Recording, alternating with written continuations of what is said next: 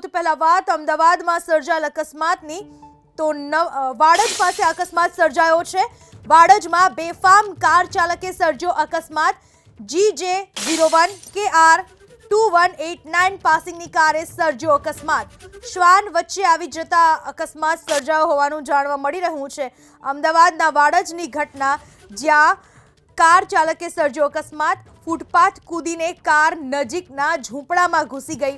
અકસ્માતમાં સદનસીબે કોઈ જાનહાનિ નથી થવા પામી।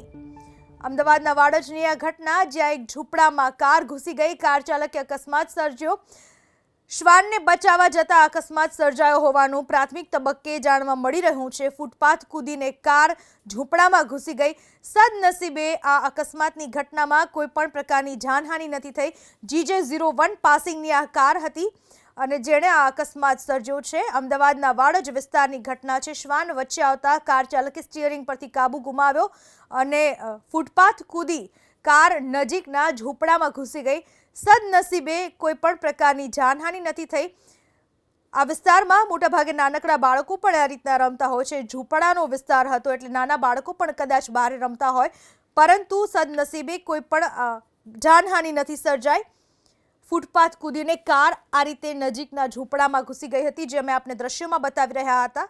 શ્વાન વચ્ચે આવી જતા અકસ્માત સર્જાયો।